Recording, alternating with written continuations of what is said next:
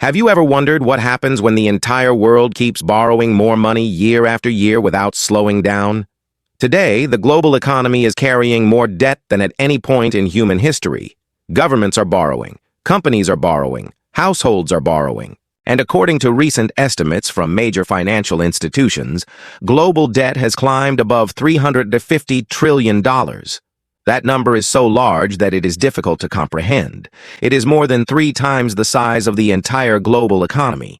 For years, low interest rates made this debt manageable. Borrowing was cheap. Governments could issue bonds at low costs. Businesses could expand using inexpensive loans. Consumers could buy homes and finance purchases more easily. But the world has changed. Inflation surged after the pandemic. Central banks responded by raising interest rates aggressively. Suddenly, the era of cheap money came to an end. Now the question facing investors, policymakers, and ordinary citizens is becoming increasingly urgent. Has the world created a debt bomb that could trigger the next financial crisis? Or can the global economy continue carrying this enormous burden without disaster? To answer that question, we need to understand how we arrived here. The global debt story did not begin yesterday. For decades, governments around the world have relied on borrowing to finance spending. Debt can be useful. When managed responsibly, it helps countries invest in infrastructure, education, healthcare, and economic growth. Businesses use debt to expand operations and create jobs. Families use debt to purchase homes and improve their standard of living. Debt itself is not the problem. The problem emerges when debt grows faster than the ability to repay it. That is exactly what many economists fear is happening today. The financial crisis of 2008 marked a turning point. After the collapse of major financial institutions, governments stepped in with massive rescue programs. Central banks slashed interest rates to near zero. Some even introduced unprecedented money printing programs known as quantitative easing. The goal was simple: prevent economic collapse. In many ways, those policies succeeded. The global economy recovered. Financial markets rebounded. Economic growth resumed. But there was a hidden consequence. Cheap money encouraged even more borrowing. Governments accumulated larger deficits. Corporations issued record amounts of debt. Investors searched for higher returns by taking greater risks. Then came another shock: the COVID-19 pandemic. Entire economies shut down almost overnight. Governments responded with enormous stimulus programs. Trillions of dollars were injected into economies worldwide. The intention was understandable. Leaders wanted to protect jobs, businesses, and households from economic devastation. But these emergency measures added even more debt to an already heavily indebted world. By the time the pandemic eased, global debt had reached unprecedented levels. For a while, the situation appeared manageable. Interest rates remained low. Borrowing costs stayed affordable. Many believed the debt problem could simply be rolled over indefinitely. Then inflation returned. Consumer prices began rising at the fastest pace in decades. Energy costs surged. Supply chains struggled. Labor shortages emerged. Central banks faced a difficult choice: allow inflation to remain high or raise interest rates aggressively. They chose the second option. The United States Federal Reserve launched one of the fastest tightening cycles in modern history. Other central banks followed. Interest rates jumped across much of the world. This changed everything. Higher interest rates increased borrowing costs. Governments must pay more interest on new debt. Companies face higher financing expenses. Households encounter more expensive mortgages and loans. Debt that once seemed manageable suddenly becomes much heavier. Imagine carrying a backpack. When the backpack is light, walking is easy. As more weight is added, movement becomes slower and more difficult. Eventually, the burden becomes overwhelming. Many economists worry that the global economy is approaching that point. The United States provides one of the most important examples. America has the world's largest economy. It also carries one of the largest debt loads. Federal debt has surpassed $36 trillion. Interest payments alone are consuming an increasingly large share of government spending. Some projections suggest interest costs could eventually exceed spending on national defense. This creates difficult choices. Governments can raise taxes, they can cut spending, or they can continue borrowing. None of these options are politically easy. Meanwhile, China faces its own debt challenges. For years, China's rapid growth was fueled by investment and construction. Local governments borrowed heavily. Property developers accumulated enormous liabilities. Infrastructure projects expanded across the country. This strategy helped transform China into an economic superpower, but it also created vulnerabilities. The country's property sector has struggled in recent years. Several major developers experienced severe financial difficulties. Economic growth has slowed. Debt levels remain elevated. As the world's second-largest economy, China's financial health matters far beyond its borders. Europe faces another set of challenges. Many European governments accumulated substantial debt during previous crises. Aging populations are increasing healthcare and pension costs. Economic growth remains relatively modest in several countries. Maintaining fiscal stability while supporting social programs is becoming increasingly difficult. Japan represents perhaps the most extreme case. The country has one of the highest debt-to-GDP ratios in the world. For years, ultra-low interest rates helped keep debt servicing manageable. But even Japan now faces questions about how long such conditions can continue. The debt issue is not limited to advanced economies. Emerging markets may face even greater risks. Many developing countries borrowed heavily when global interest rates were low. Some borrowed in foreign currencies such as the US dollar. When interest rates rise and currencies weaken, repayment becomes much more difficult. History offers many warnings.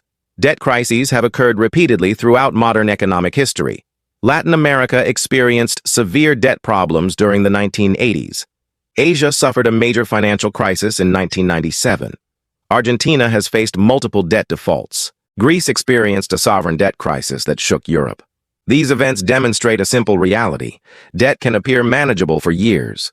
Then conditions change, confidence disappears, and problems emerge rapidly. One reason debt crises are so dangerous is that they often feed on themselves. Investors begin to worry about repayment. They demand higher interest rates.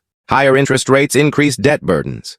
The increased burden creates even greater concern. This cycle can become extremely difficult to stop.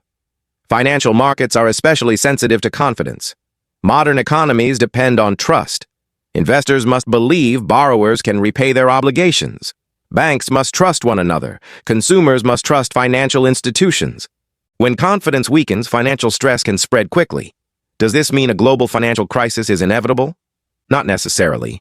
There are important differences between today's situation and previous crises. Banks are generally better capitalized than they were before 2008. Regulatory oversight has improved in many countries. Financial institutions face stricter requirements. Central banks have developed new tools for managing emergencies. Governments and policymakers have learned valuable lessons from past crises. These factors provide some protection. However, risks remain significant. One concern involves economic growth. Debt becomes easier to manage when economies grow rapidly. Rising incomes generate additional tax revenue. Businesses earn higher profits. Employment expands. Growth helps reduce the relative burden of debt. But many major economies are experiencing slower growth. Demographic changes are reducing workforce expansion. Productivity growth has weakened in some regions. Trade tensions are creating uncertainty. Geopolitical conflicts are disrupting economic activity. Slower growth makes debt management more challenging. Another concern involves refinancing. Debt does not usually need to be repaid all at once. Instead, borrowers often replace old debt with new debt. This process works smoothly when lenders remain willing to provide financing. Problems emerge when investors become more cautious. Governments around the world will need to refinance trillions of dollars in debt over the coming years. If borrowing costs remain elevated, interest expenses could rise significantly. Some economists argue that inflation may actually help reduce debt burdens. Inflation increases nominal economic output. It can make existing debt appear smaller relative to GDP. Historically, some countries have reduced debt burdens through periods of moderate inflation, but this strategy has limitations. Persistent inflation damages purchasing power. It creates uncertainty. It can force central banks to maintain higher interest rates. Inflation is not a simple solution. Technology may also influence the debt outlook. Artificial intelligence, automation, and productivity. Enhancing innovations could support economic growth. If economies become more productive, managing debt may become easier. Higher growth generates additional resources. It improves government finances. It strengthens corporate earnings. Yet technological transitions also create disruptions. Some industries may struggle. Workers may need new skills. the benefits may take time to emerge. Investors are watching another important trend. Central banks around the world have been purchasing large amounts of gold. Some countries are diversifying reserves. Others are reducing dependence on traditional financial assets. These actions reflect a desire for stability in an uncertain world. Gold often performs well during periods of financial stress. Its popularity can sometimes signal growing concern about systemic risks. At the same time, financial markets continue functioning relatively well. Stock markets have demonstrated resilience. Corporate profits remain strong in many sectors. Unemployment remains low in several major economies. These indicators suggest that an immediate crisis is not guaranteed. The future depends on several key variables. Can inflation remain under control? Will economic growth accelerate or slow further? Can governments maintain fiscal discipline? Will investors continue financing large debt burdens? Can geopolitical tensions be managed effectively? The answers to these questions will shape the global economy for years to come. Perhaps the greatest lesson is that debt itself is neither good nor bad. Debt is a tool. Used wisely, it can support prosperity. Used recklessly, it can create instability. The challenge facing today's leaders is finding the balance. Reducing debt too quickly can damage economic growth. Ignoring debt entirely can create larger problems later. Achieving sustainable finances requires careful planning and difficult decisions. The world is entering a new era. The age of ultra-cheap money appears to be over. Borrowing costs are higher. Economic uncertainty remains elevated. Governments, businesses, and households must adapt. The global debt bomb has not exploded, at least not yet. But its size continues to grow, and the longer debt levels remain elevated, the more important responsible financial management becomes. Whether the next decade brings stability or crisis will depend on decisions being made right now in government offices, central banks, corporate boardrooms, and financial markets around the world. One thing is certain: the debt story is far from over. It may become one of the defining economic challenges of the 21st century. And the consequences will affect every investor, every business, and every household on the planet. Thank you for watching Economic Horizon. What do you think? Is the world heading toward a new financial crisis, or will governments and central banks successfully manage the debt challenge? Share your thoughts in the comments below. Don't forget to like this video, subscribe to Economic Horizon, and share this video with others who are interested in the future of the global economy. Thanks for watching, and we'll see you in the next video.